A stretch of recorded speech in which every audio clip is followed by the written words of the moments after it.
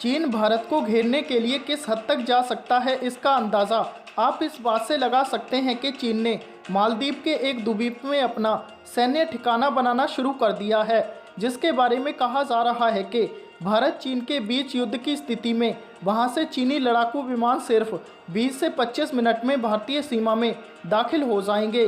दरअसल इसका खुलासा किया है हथियारों की खरीद फरोख्त पर नज़र रखने वाली अंतर्राष्ट्रीय संस्था सिप्री के न्यूक्लियर इंफॉर्मेशन प्रोजेक्ट के निर्देशक हेंस क्रिस्टेंसन ने। उन्होंने ट्वीट कर कहा कि मालदीव के फैडू फिनोलू द्वीप को तत्कालीन मालदीव सरकार ने $4 मिलियन में चीन को 2016 में लीज पर दिया था।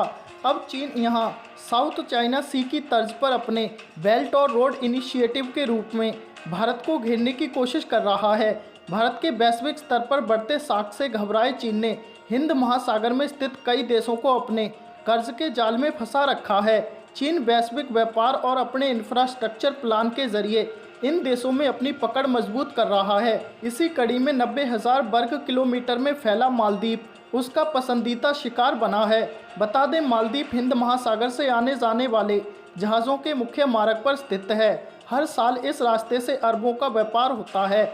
दूसरी तरफ चीन यहां से भारत पर भी कड़ी नज़र रख सकता है, जब पूरी दुनिया कोरोना वायरस के खिलाफ लड़ाई लड़ रही है। इस दौरान चीन भारत से 684 किलोमीटर की दूरी पर एक कृत्रिम द्वीप का निर्माण कर रहा है। साउथ चाइना सी की तर्ज पर हिंद महासागर में नए द्वीप का निर्माण कर चीन सीधे तौर पर भारत के सामने सामरिक चुनौती पेश कर रहा है। हाल ही में सैटेलाइट तस्वीरों से चीन के इस नापाक चाल का खुलासा हुआ है।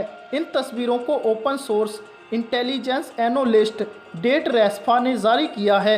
इस द्वीप से चीनी जहाज़ों को भारत में आने में मात्र 20 से 25 मिनट का समय लगेगा।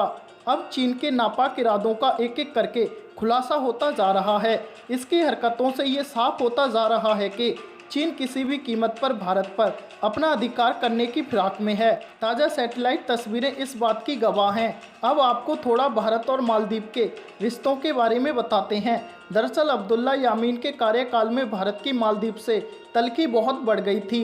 यहाँ तक कि भारतीय प्रधानमंत्री नरेंद्र मोदी ने मालदीव की अपनी यात्रा तक को निरस्त कर दिया था। अब्दुल्ला यामीन चीन के करीबी नेताओं में शुमार थे। हालांकि सितंबर 2018 में हुए चुनावों में यहां अब्दुल्ला यामीन को हार का मुंह देखना पड़ा था। मालदीव के नए राष्ट्रपति बने इब्राहिम मोहम्मद सोलेह भारत के करीबी माने जाते हैं। यही वजह है कि भारत को उम्मीद है कि वह इस संकट से निपट लेगा।